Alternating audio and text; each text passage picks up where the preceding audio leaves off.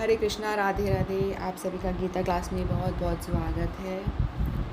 ओम अज्ञानतिमिरन्धस्य ज्ञानञ्जनशलाकया चक्षुरुन्मीलितं येन तस्मै श्रीगुरुवे नमः।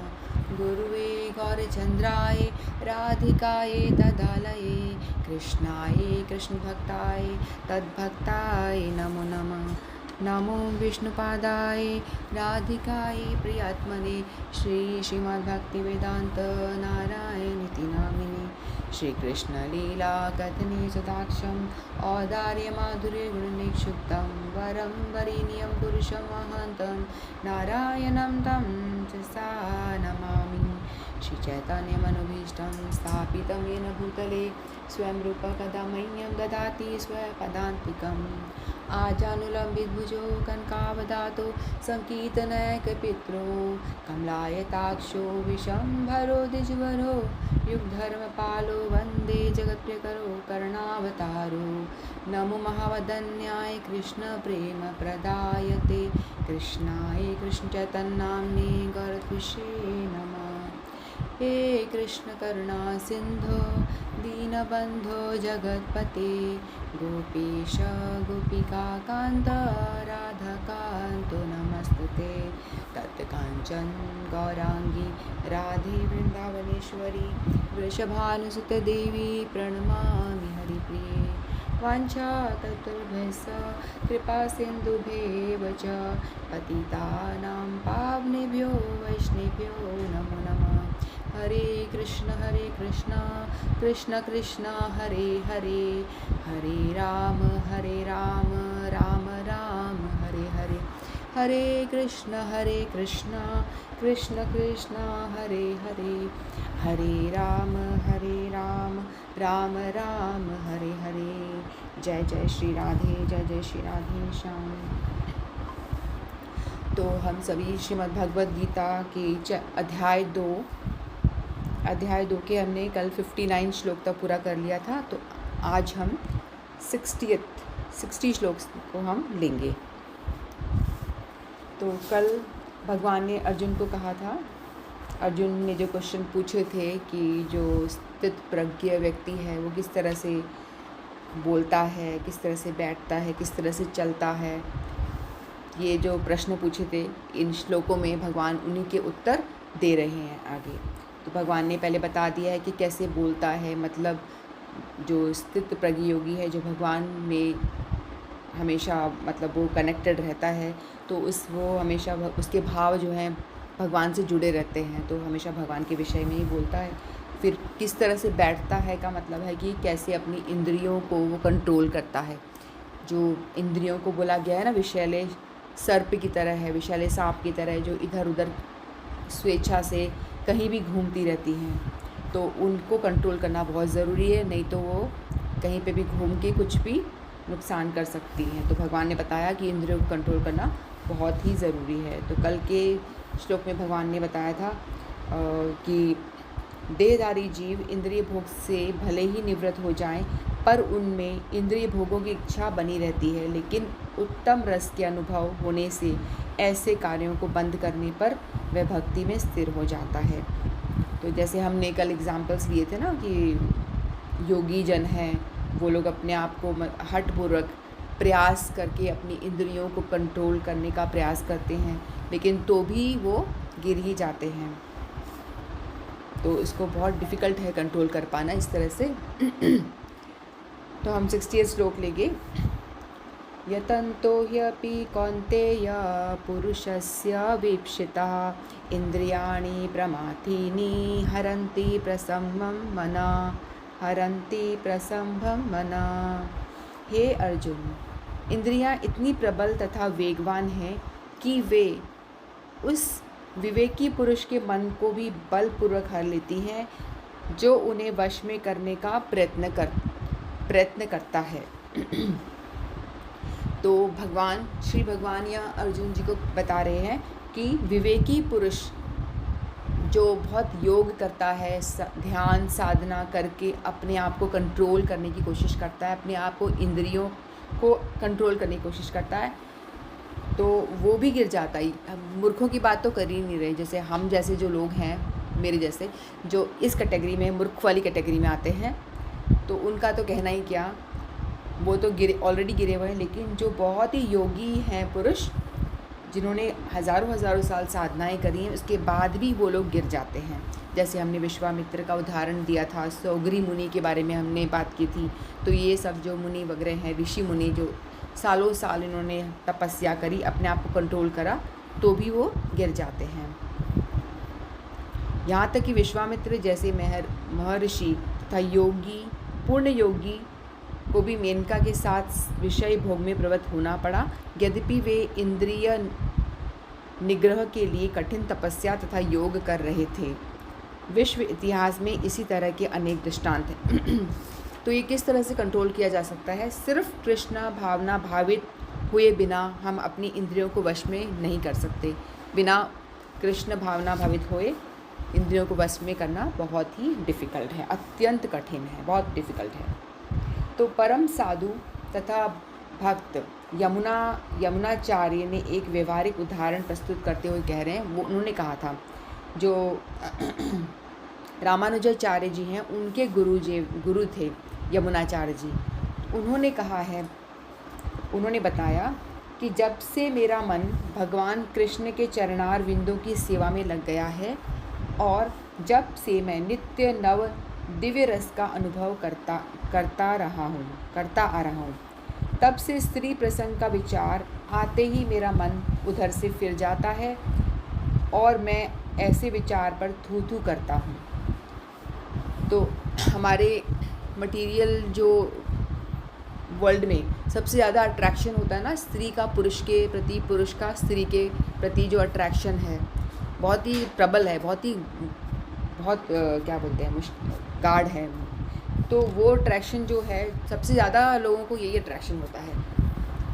तो जो यमुनाचार्य जी हैं, रामानुजाचार्य के गुरुदेव, वो कह रहे हैं, जब से मैंने कृष्ण के चरणों की को पकड़ लिया है, जब से मैंने भगवान की पूजन स्टार्ट कर दिया, भगवान को मैंने अपना इष्ट मान करके उनके चरणों का सहारा ले लिया है, तब से मैं हर दिन नए नए अनुभव करता हूँ। भगवान की लीलाओं के विषय में सोचते हैं, वो हमेशा भगवान से जुड़े रहते हैं, कैसे जो भी उनकी लीलाएं हैं नित्य चिंतन करते रहते हैं।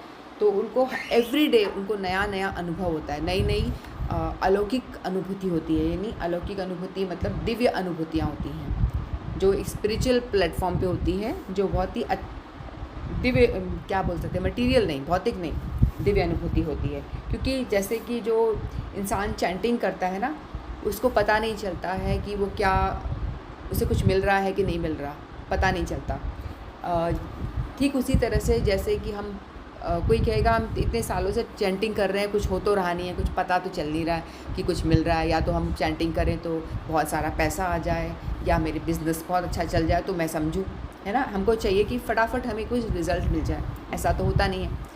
तो हम लोग ये जब हम पाप करते हैं, क्या हमें तब पता चलता है? हमने ऐसे ही जा रहे हैं, हमने कोई पत्थर उठाया, किसी कुत्ते को उठा के ऐसे ही मज़े मज़े में मार दिया, कर देते ना हम लोग, डंडा उठाया, कुत्ते को डंडा से मार के भगा दिया, तो हमें पता ही नहीं चलता कि हम लोगों ने किसी भी जीव को ऐसे ही हमने मार दिया। वो हमारे घर की तरफ आ रहा था, हमने पत्थर मार के जा भाग जा करके भगा दिया, और इस तरह से भगा दिया। तो उससे क्या होगा? हमें तो पाप तो लगेगा ही ना, क्योंकि हमने उस जीव को बिना वजह मार दिया।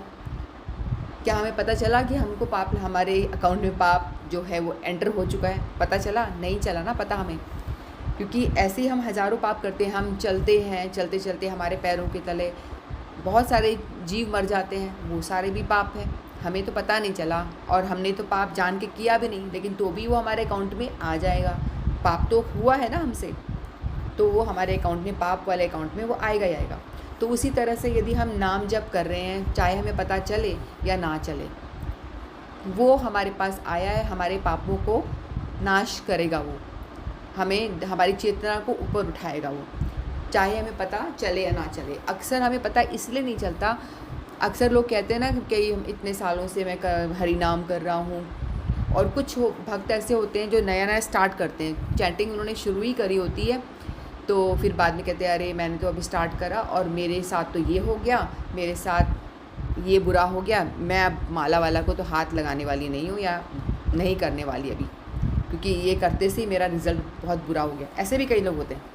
तो बल्कि ऐसा नहीं होता है, पता है ये होता ऐसे है कि हमारा जो हृदय है वो इतना दूषित है, इतना गंदगी से भरा हुआ है, क्योंकि हमने जो पहले देखा था ना कि हमारे बॉडी है, 2 शरीर होते हैं। सूक्ष्म शरीर होता है जिसमें कि मन, बुद्धि और अहंकार, जो हमारी डेथ हो जाती है तो हमारी आत्मा के साथ में ये सूक्ष्म शरीर जो है वो भी साथ में ट्रैवल करता है, ठीक है।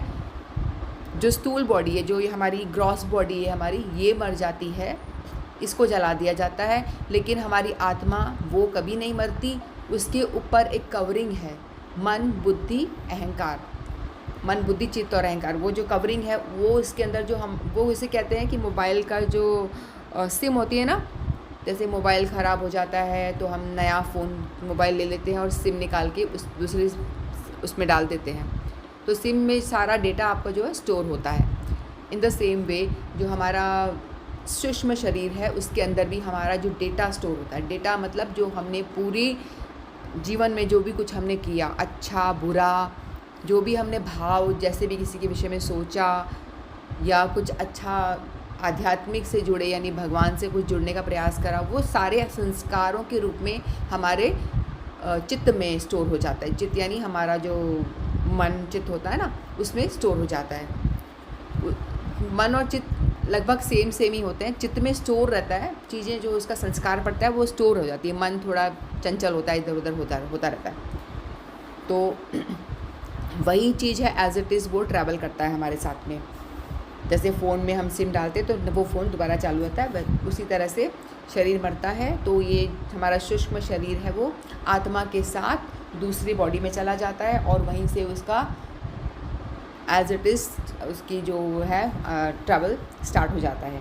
लेकिन उसमें ऐसा नहीं है कि वो व्यक्ति जो है जिसने जो संस्कार लेके आया है वो वैसे ही रहते हैं। यदि उसने भक्ति की है तो भक्ति का संस्कार उसके साथ जाएंगे, यदि उसने पाप करा है तो पाप कर्म उसके साथ जाएंगे जो उसका पीछा नहीं छोड़ेंगे, उसको अगले जन्म में भुगतना ही पड़ेगा। तो भुगतने बिना आपको पीछा मिलने वाला ही नहीं है। तो हम बता रहे थे, यमुनाचार्य जी कहते हैं कि मैं जब भी सोचता हूँ तो मेरे को थू कर, मतलब ये जो मटीरियल जब भगवान से आप जुड़ जाते हो, भगवान से आप कनेक्ट हो जाते हो, तब आपको इतना आनंद आता है, इतना दिव्य आनंद मिलता है कि आप ये जो मटीरियल जो सबसे बड़ा अट्रैक्शन है स्त्री का पुरुष के प्रति, पुरुष का स्त्री के प्रति, और भी बाकी सारी जो इंद्रिय भोग जो भी हैं, जितने भी टेम्पटेशन है, जितने भी हैं, उन सब के प्रति भी आप धीरे धीरे बिल्कुल आपका अट्रैक्शन ख़त्म होता जा रहा है, आपको लगेगा। तो ये बता रहे हैं, आचार्य जी कह रहे हैं कि जब से मैंने भगवान का चरणों की पकड़ लिया, भगवान के चरणों को, और तब से मैं और उन्हीं के चिंतन करता हूँ, उन्हीं की लीलाओं के विषय में सारा दिन सोचता हूँ हमेशा, तो मुझे बहुत ही दिव्य अनुभव होता है, बहुत ही एक आध्यात्मिक आनंद मिलता है, स्पिरिचुअल ब्लिस मिलता है मुझे, जिसका मैं वर्णन नहीं कर सकता। अपने आप से वर्णन करना मेरे लिए बहुत डिफ़िकल्ट है। और जब भी मैं स्त्री संघ के विषय में सोचता हूँ तो मेरे को उल्टी आती है। जैसे अपन किसी गंदी चीज़ को देखते हैं ना, मल को देखेंगे तो हमें उल्टी आ जाती है ना। तो उसी तरह से बोलते हैं कि मैं यदि स्त्री संघ के विषय में सोचता हूँ तो मुझे थू करने का मन करता है। मैं कहता है ये छी ये क्या बात कर दी मैंने, ऐसा। मतलब इतना आपका इंद्रिय भोग से अपने आप से ही, स्वतः ही अपने आप से ही आपका सारा जो अट्रैक्शन है ख़त्म हो जाएगा। आप इंद्रिय भोग की इच्छा समाप्त अपने आप होने लगती है। अन्यथा कोई इसका उपाय नहीं है कि आप अपने बल से इसको कंट्रोल कर लो इंद्रियों को। एक दिन जैसे कि एकादशी का हम फास्ट करते हैं, तो एकादशी का फास्ट करते हैं तो हमको उस दिन हमें अन्न नहीं खाना है, हमको मिठाइयाँ नहीं खानी, कुछ भी नहीं खाना है। लेकिन हमने एक दिन अपने आप को कंट्रोल किया, आज हमें अन्न नहीं खाना है। लेकिन हमारा चिंतन तो रहता है ना कि कल जैसे ही फास्ट ख़त्म होगा तो हम नाश्ते में क्या बनाएंगे, चलो हम जो भी हमारा फेवरेट डिश है, हम पास्ता बना लेंगे, ठीक है, हम मैगी बना लेंगे या पूड़ी सब्जी बना लेंगे, जो भी हमारा मन कर रहा है खाने का, हम वो चीज़ पहले से प्लान करके रखते हैं। चिंतन हमारा रहता है कि नेक्स्ट डे जैसे ही हम फास्ट तोड़ेंगे ये खाएंगे, हम फटाफट ये खाएंगे, क्योंकि हमारा चिंतन कि हमें पता है वो कैसा उसका भोग स्वादिष्ट लगता है, तो हमें उसका चित्त में हमारे इम्प्रेशन है उस चीज़ का, तो हम वैसा ही हम सोचते हैं। क्योंकि वो भोग की आसक्ति है वो ख़त्म नहीं होती, वो तो रहती है ना अगर हम अपने आप को कंट्रोल करते हैं, इसीलिए। लेकिन एकादशी का व्रत करना तो ज़रूरी है क्योंकि वो हमारी बॉडी को क्लेंस करता है, सफाई कर देता है। महीने में 2 दिन यदि हम अन्न नहीं खाते हैं तो हमारी बॉडी साफ़ होती है, रोग मुक्त होती है। बहुत सारे जो रोग हमारी बॉडी में शुरू होने लग जाते हैं ना, तो वो सारे जो होते हैं धीरे धीरे अपने आप ही, क्योंकि सारे जो सेल्स होते हैं उनकी, मान लो किसी कैंसर के सेल डेवलप हो रहे हो मे बी, लेकिन यदि वो फास्ट करता है, एकादशी का महीने में 2 बार फास्ट आता है, यदि वो करता है तो उससे क्या होगा, जो भी बीमारी के सेल्स डेवलप हो रहे हैं वो धीरे धीरे अपने आप ही नष्ट हो जाते हैं, कि 2 दिन यदि आप नहीं खाते हो तो इसीलिए ये बहुत, इसका साइंटिफिक बहुत सारे रीज़न भी हैं एकादशी करने के, और स्पिरिचुअल तो है ही, हमारे ग्रंथों में लिखा ही है करना चाहिए। और जो भी हमारे ग्रंथों में बातें लिखी हुई हैं सारी स्पिरिचुअली साइंटिफिकली प्रूवन होती हैं आगे जा कर के। इसलिए तो ये कहने का मतलब ये है कि यदि हम अपनी इंद्रियों को भगवान से कनेक्ट करेंगे तो ही हम उन्हें कंट्रोल कर सकते हैं, नहीं तो अपने प्रयास से करना बहुत ही डिफ़िकल्ट है। 61 श्लोक। तानि सर्वाणि संयम्य युक्त आसीत मत्परः वशे हि यशेन्द्रियाणि तस्य प्रज्ञा प्रतिष्ठिता। श्री भगवान बोलते हैं, जो इंद्रियों को पूर्णतया वश में रखते हुए इंद्रिय संयमन करता है और अपनी चेतना को मुझ में स्थिर कर लेता है, वह मनुष्य स्थिर बुद्धि कहलाता है। इस श्लोक में बताया गया है कि योग सिद्धि, तो श्री भगवान कहते हैं जो इंद्रियों को पूर्णतया वश में रखते हुए इंद्रिय संयम करता है वह अपनी चेतना को मुझ में स्थिर कर देता है, वह मनुष्य स्थिर बुद्धि कहलाता है। तो यहाँ भगवान बता रहे हैं किस तरह से जो हम वही बातें जो सेम ही रिपीट हो रही हैं बार बार। तो यहाँ पे भगवान ने उदाहरण दिया है दुर्वासा मुनि और अम्बरीश महाराज का। तो अम्बरीश महाराज की कथा तो आई थिंक सबको पता ही है, लेकिन थोड़ा सा रिपीट कर लेते हैं। तो एक बार जो अम्बरीश महाराज जो थे बहुत ही भक्त थे वो, तो उन्होंने एक बार एकादशी का उपवास किया होता है, व्रत किया होता है, तो वो निर्जला एकादशी करते थे। तो निर्जला एकादशी करते हैं तो उसमें क्या होता है, आपको पारण जब करना होता है ना, जब व्रत को तोड़ना होता है, पारण करना मतलब तोड़ना, तो उस टाइम आपको जो चीज़, जैसे पानी नहीं पिया तो आप पानी पी के तोड़ेंगे उसको, जिसने फल नहीं खाए वो फल खा के तोड़ सकते हैं, अन्न खा के तोड़ ही सकते हैं, खैर हर, फिर अन्न नहीं खाया तो अन्न खा के तोड़ सकते हैं। तो दुर्वासा मुनि को पारण करना था नेक्स्ट डे, नहीं अम्बरीश महाराज को, सॉरी अम्बरीश महाराज को पारण करना होता है। तो दुर्वासा मुनि एकदम अचानक आ जाते हैं, तो वो कहते हैं कि तो अम्बरीश महाराज कहते हैं ठीक है, मैं ना आपके लिए भोग बनाते हैं, उनके लिए मतलब प्रसाद बनाते हैं, व्यवस्था करते हैं। और वो कहते हैं अम्बरीश महाराज कि मैं अभी नदी में स्नान करके दुर्वासा मुनि नदी में स्नान करके जाते हैं उतने में, तो अम्बरीश महाराज देखते हैं कि उनका पारण का जो समय है वो निकलने वाला होता है। तो वो कहते हैं कि दुर्वासा मुनि जब तक आएंगे स्नान करके, और जब वो पाएंगे, होता है कि पहले अतिथि को खिलाकर के आपको खाना चाहिए, और वो मुनि थे तो उनको खिलाकर खाना तो और भी ज़रूरी है कि वो तो मुनि ऋषि हैं। तो लेकिन अम्बरीश महाराज का जो पारण का समय था वो निकलते जा रहा था, और दुर्वासा मुनि जो स्नान करके वो लौटे नहीं थे, तो वो बहुत दुविधा में पड़ जाते हैं कि अब क्या करें, किस तरह से हम इसको पारण करें। तो उन्होंने सोचा कि ऐसा करता हूँ कि मैंने तो निर्जला किया है तो पानी पी लेता हूँ, खाना मैं नहीं खाऊंगा तो पानी थोड़ा सा पी करके पारण कर लेता हूँ। तो उन्होंने क्या करा, पारण का समय निकलने वाला था इसलिए उन्होंने थोड़ा सा पानी पी करके अपने व्रत को खोल लिया। तो लेकिन दुर्वासा मुनि जो थे वो काफ़ी पहुँचे हुए थे अपने साधना के बल पे, तो उन्हें समझ में आ गया कि अम्बरीश महाराज ने हमें पहले खिलाए बिना ही खुद ने पारण कर लिया, व्रत तोड़ लिया। तो उनको बहुत गुस्सा आ जाता है, क्योंकि दुर्वासा मुनि काफ़ी बल था उनके अंदर, योग का बल था। तो लेकिन फिर भी उनको गुस्सा आ जाता है, फिर वो क्या करते हैं, उनको क्रोध हो जाते हैं, बहुत गुस्सा हो जाते हैं, उनको मारने दौड़ते हैं। तो उतने में क्या होता है, भगवान अम्बरीश महाराज जो होते हैं वो तो भगवान के बहुत बड़े भक्त होते हैं। तो उतने में चक्र आ जाता है, जब वो दुर्वासा मुनि मारने जाते हैं तो भगवान देखते हैं, वो हाथ जोड़ के बैठ जाते हैं, भगवान को याद करने लगते हैं। तो उतने में ही भगवान ने उनको अपने चक्र को भेज देते हैं कि उनको प्रोटेक्ट करो। तो चक्र उनके अम्बरीश मुनि के आसपास घूम के प्रोटेक्ट करता है, फिर वो दुर्वासा मुनि के पीछे पड़ जाता है जो चक्र होते हैं। फिर दुर्वासा मुनि भागते इधर उधर खूब भागते हैं, तो वो भागते हैं, शिव लोग जाते हैं, ब्रह्म लोग जाते हैं, सब जगह भागते रहते हैं बचाओ बचाओ बचाओ करके। तो वो कहते हैं हम नहीं कुछ कर सकते, आप ब्रह्मा जी के पास जाओ। शिव जी ब्रह्मा जी के पास भेज देते हैं, ब्रह्मा जी आगे विष्णु जी के पास भेजते हैं। तो कहते कि बचाओ बचाओ, ये चक्र मुझे मार डालेगा, अरे मुझे बचाओ बचाओ। तो दुर्वासा मुनि भागते भागते फिर विष्णु कहते हैं कि मैं भी कुछ नहीं कर सकता। तो कहते हैं जिसके प्रति आपने अपराध किया, भगवान कृष्ण के पास जाते कृष्ण बोलते हैं कि मैं कुछ नहीं कर सकता, आपका अपराध जिसके प्रति हुआ है आप वहीं पे जाओ, वो क्षमा करेंगे तो ही मैं आपको माफ़ कर सकता हूँ। तो फिर वो वो भागते भागते फिर अम्बरीश महाराज के पास आते हैं। तो अम्बरीश महाराज से क्षमा मांगते हैं कि मुझे माफ़ कर दो। तो कहते हैं कि नहीं नहीं, आप तो, अम्बरीश महाराज को ऑलरेडी बुरा लग रहा होता है कि अरे मैंने मुनि को परेशान कर दिया, मेरी वजह से जो दुर्वासा मुनि को इतनी तकलीफ़ भोगनी पड़ी। तो वो उनसे क्षमा मांगते हैं और अम्बरीश महाराज कहते हैं अरे अरे आप क्षमा मत मांगो, मैं आपसे क्षमा मांगता हूँ। तो दोनों एक दूसरे से क्षमा मांगते हैं, तब जाके वो चक्र जो है वो शांत होता है, जब अम्बरीश महाराज उनको माफ़ कर देते हैं। तो कहने का मतलब यहाँ पे ये है कि दुर्वासा मुनि जो थे उन्होंने खूब साधना करके काफ़ी बल प्राप्त कर लिया था, ध्यान साधना करके, लेकिन तो भी वो अपने क्रोध पे काबू नहीं पा सके, उनको अपने क्रोध पे कंट्रोल नहीं हुआ, उन्हें गुस्सा आ गया। और वहीं दूसरी और जो अम्बरीश महाराज थे, ये राजा थे, बहुत बड़े राजा थे, धरती के राजा थे, लेकिन उन्होंने अपनी सारी इंद्रियों को भगवान की सेवा में लगा रखा था। अपनी सारी इंद्रियां जो हम भगवान को समर्पित करते हैं, उनकी सेवा में लगाते हैं, तो ही आप अपने जो ये इंद्रिय भोग से बच सकते हैं। तो यहाँ पे बताया गया है कि कैसे उनको गुस्सा भी नहीं आया।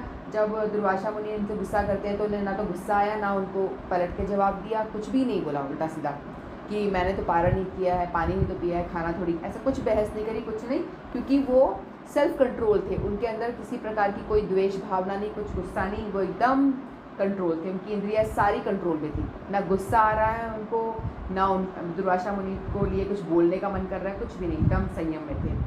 तो इसीलिए हमें अपनी इंद्रियों को, सारी इंद्रियों को भगवान की सेवा में लगाना चाहिए। भगवान का एक नाम क्या है? ऋषिकेश। ऋषिकेश का मतलब होता है इंद्री, ऋषि यानी इंद्रियां, इंद्रियों केश यानी स्वामी, इंद्रियों के स्वामी भगवान हैं। तो हमें अपनी सारी इंद्रियों को भगवान की सेवा में ही लगाना होता है, ठीक है। तो किसे राजा अम्बरीश ने अपना मन भगवान कृष्ण के चरणार बिंदु पर स्थिर कर दिया, अपनी वाणी भगवान के धाम की चर्चा करने में लगा दी, अपने कानों को भगवान की लीलाओं के सुनने में, अपने हाथों को भगवान का मंदिर साफ करने में, अपनी आँखों को भगवान का स्वरूप देखने में, अपने शरीर को भक्त के शरीर का स्पर्श करने में, यानी उनको आलिंगन करने में, बराबर के हैं तो बड़े हैं तो उनके चरण स्पर्श करना, इस तरह से अपनी नाक को भगवान के चरणार बिंदों पर भेंट किए गए पुष्पों की गंध सूंघने में, भगवान को जो अर्पित करे हुए फूल हैं उनको सूंघना भी भक्ति कहलाती है, नाक से हम वो सेवा कर रहे हैं। अपनी जीभ को उन्हें अर्पित तुलसी दलों का आस्वादन करने में, तुलसी दलों का या भगवान के भोग को खाना, भगवान को जो हम भोजन अर्पित करते हैं, जो भोग कहते हैं उसको, वो प्रसाद रूप में उसको खाना। अपने पाँवों को जहाँ जहाँ भगवान के मंदिर हैं या तीर्थ स्थान हैं वहाँ की यात्रा करने में, अपने सिर को भगवान का नमस्कार करने तथा अपनी इच्छाओं को, भगवान की इच्छाओं को पूरा करने में लगा दिया। और इन गुणों के कारण भगवान के मत पर भक्त बनने योग्य बन गए। तो अम्बरीश महाराज ने ये सारी एक्टिविटी करी थी, अपनी इंद्रियों के साथ में ऐसा काम किया था जिससे कि वो परम भक्त बन सके और अपनी सारी इंद्रियों को उन्होंने अच्छी तरह से कंट्रोल कर लिया था। उसके विपरीत जो दुर्वासा मुनि थे वो नहीं कर पाए, वो गिर गए, वो उन्हें गुस्सा भी आ गया बहुत तेज। तो इस तरह से हमको भी अपनी इंद्रियों को कंट्रोल करना चाहिए। बलदेव विद्याभूषण का कहना है, जो एक हमारे परंपरा के विद्वान आचार्य हैं, श्रील बलदेव विद्याभूषण, उनका कहना है इंद्रियों को केवल कृष्ण की भक्ति के बल से ही वश में किया जा सकता है, उसके अलावा और कोई उपाय नहीं है, और कोई तरीका है ही नहीं। कभी कभी अग्नि का उदाहरण दिया जाता है, जैसे कि अग्नि में जिस प्रकार जलती हुई अग्नि कमरे के भीतर की सारी वस्तुएं जला देती है, उसी प्रकार योगी के हृदय में स्थित भगवान विष्णु सारे मलों को जला देते हैं। जो भगवान का नाम है वो बहुत ही पावरफुल है। जैसे अग्नि के सामने कुछ भी होगा, चाहे वो अच्छा हो बुरा हो, सब कुछ जला के वो राख कर देगी। उसी तरह से हमारे हृदय में जितना भी मल, जितना भी भरा हुआ है, मोह क्रोध भय, जो भी कुछ भरा हुआ है हमारे अंदर, जो भी अवगुण सारे हैं, यदि हम नाम जप करेंगे, करते करते भगवान हमारे हृदय में खुद आकर के बैठ जाते हैं। जैसे हम नाम करते हैं ना, तो भगवान नाम रूप में हमारे हृदय में आके बैठते हैं और हमारे जाके खुद वो झाड़ू लेके सफाई करते हैं, हमारे हृदय की सफाई में लग जाते हैं। भगवान का नाम जो है भगवान से भी ज़्यादा कृपालु है, वो अंदर हमारे हृदय में बैठ कर एक सफाई में लग जाते हैं। तो भगवान को आप नाम जपेंगे तो वो स्वयं आएंगे, अपने अंदर जितनी भी बुराइयां हैं उनको सब धीरे धीरे साफ कर देंगे, जैसे कि अम्बरीश महाराज की कर दी थी, उनके अंदर कोई भी अवगुण नहीं था। तो इस तरह से नाम का हमें सहारा लेना चाहिए। हमें कृष्ण भावना भावित होना चाहिए, भगवान के प्रति अनुरक्त होना चाहिए, तभी हम असली योगी कहलाएंगे। चाहे भले ही हम संसार में रहें और संसार में रहते हुए दिखे भी कि हम संसार में रह रहे हैं, लेकिन हम यदि हमारी कॉन्शियस को, हम अपने आप को भगवान से जोड़ पाएंगे तो हम एक योगी से कम नहीं होंगे। वो स्थिति आने में टाइम लगेगा, लेकिन उससे पहले हमको अपने आप को कनेक्ट करने के लिए सबसे बड़ी बात क्या है कि कलयुग का जो धर्म है नाम संकीर्तन, कलयुग का सबसे बड़ा गुण जो है उसे हमें आजमाना पड़ेगा, अपनाना पड़ेगा, उसे हम चैंटिंग शुरू करना पड़ेगा। तो जो लोग करते हैं बहुत ही अच्छी बात है, जो लोग नहीं करते हैं उनसे मैं हाथ जोड़ के प्रार्थना करती हूँ कि आप लोग भी 1 या 2 नाम जरूर करें, 1 या 2 नाम जप जरूर करें, क्योंकि वही एक कल्याण का मार्ग है, वही हमारी इंद्रियों को कंट्रोल करेगा और उसी तरह से हम हमारा भगवत प्राप्ति की तरफ बढ़ पाएंगे। तो इतना ही बोल के मैं अपनी वाणी को विराम देती हूँ। वांछा कल्पतरुभ्यश्च कृपा सिंधुभ्यो च पतिता नाम पावनेभ्यो वैष्णवेभ्यो नमो नमः। श्रीमद् भगवद गीता की जय। समस्त वैष्णवों की जय। हरे कृष्णा।